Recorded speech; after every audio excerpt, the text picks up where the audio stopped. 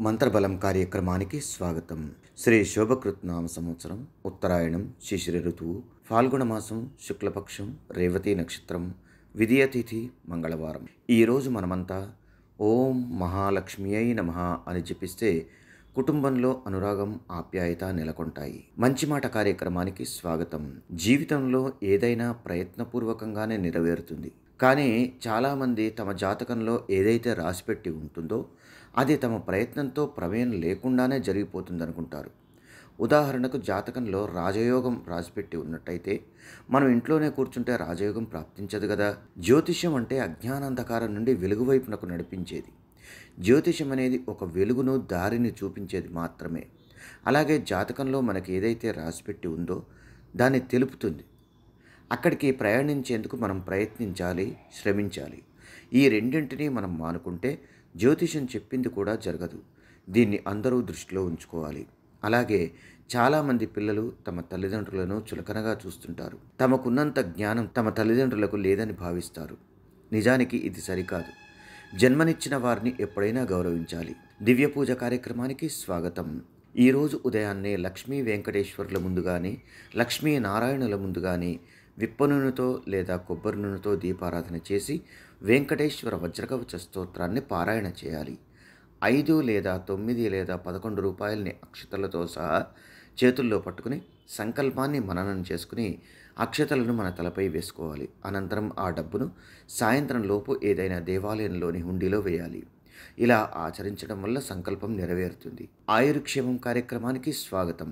శరీరంలో రక్త ప్రసరణ సరిగ్గా జరగక కొందరు బాధపడుతుంటారు. అలాంటి వారికి దివ్యౌషధం దానిమ్మ బెరడు చూర్ణం.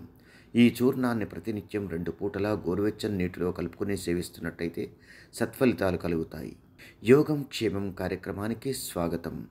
ఈరోజు సాయంత్రం దుర్గాదేవి ముందు నెయ్యితో 2 దీపాలని వెలిగించి కుజ రుణ విమోచక స్తోత్రాన్ని కానీ దుర్గా కవచాన్ని కానీ పారాయణ చేయాలి. ఇలా ఆచరించడం వల్ల దుర్గాదేవి అనుగ్రహంతో జాతకంలోని మంగళ దోషాలు దూరమవుతాయి. ఆరోగ్య ప్రాప్తి, వివాహ ప్రాప్తి, భార్యాభర్తల మధ్య సఖ్యత కలుగుతాయి. సర్వే జనా సుఖినోపవంతు. మమ్మల్ని సోషల్ మీడియాలో ఫాలో అవ్వండి.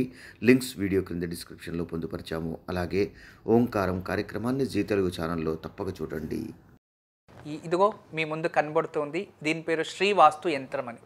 ఇది చాలా రోజులు చాలా కష్టపడి చాలా ఆలోచించి దీర్ఘంగా ఏదైనా ఇంట్లో ఒక పాజిటివ్ ఎనర్జీ, కాస్మిక్ ఎనర్జీని క్రియేట్ చేసే ఒక ట్రయాంగిల్, అంటే ఇలా దీనికే ఒక రేఖాగణితలో మీకు అందరికీ తెలుసు, రేఖాగణిత శాస్త్రంలో దీనికి ఈ రేఖలు ఇలా కలిస్తే ఒక ఎనర్జీ ఉంటుంది.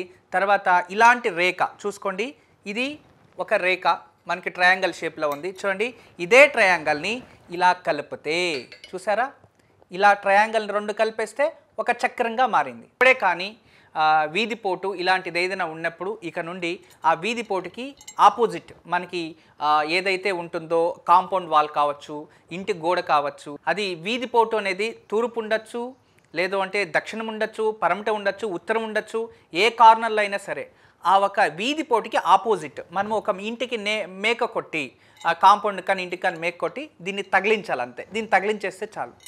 ఏ నెగిటివ్ ఎనర్జీ అయినా ఇలా పడి ఈ నెగిటివ్ ఎనర్జీస్ని అలాగే బయట తోసేస్తుంది. ఈ షేప్స్ చూడండి, ఇది 9 ఉంటాయి. 1 2 3 4 5 6 7 8 9 9 ఉంటాయి. ఇవి 9. ఇవి పాజిటివ్ ఎనర్జీని మాత్రం ఇది అట్రాక్ట్ చేసుకుంటుంది, నెగిటివ్ ఎనర్జీని అలాగే బయటికి తోసేస్తుంది.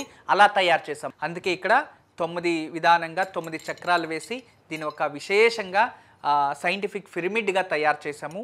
అందుకే దీన్ని జస్ట్ మన ఇంట్లో మేకు కొట్టి తగిలిస్తే చాలు, ఇంట్లో ఎటువంటి దోషం ఉన్నా దూరం అయిపోతుంది. మీ ఇంట్లో ఎటువంటి వాస్తు దోషం ఉంది అని ఎవరైనా చెప్తే ఇక భయపడకండి. వాస్తు దోషం ఉంది అని ఎవరు చెప్పినా భయపడాల్సిన అవసరం లేదు. వాస్తు దోషం ఉంది అని ఇల్లు ఖాళీ చేసే అవసరం లేదు. వాస్తు దోషం ఉంది అని ఒక కాంపౌండ్ కొట్టేది, దబ్బేయడము, ఇల్లు దబ్బేయడం అలాంటిది అవసరం లేదు. ఎక్కడైతే వాస్తు దోషం ఉంది, ఏ గోడకు వాస్తు దోషం ఉంది, ఏ వీధి పోటుకి వాస్తు దోషం ఉందో అక్కడ మేకు కొట్టి దీన్ని ఒకటి తగిలించండి. ఇది ఒక పాజిటివ్ ఎనర్జీ క్రియేట్ చేసే అద్భుతమైన శ్రీవాస్తు యంత్రం.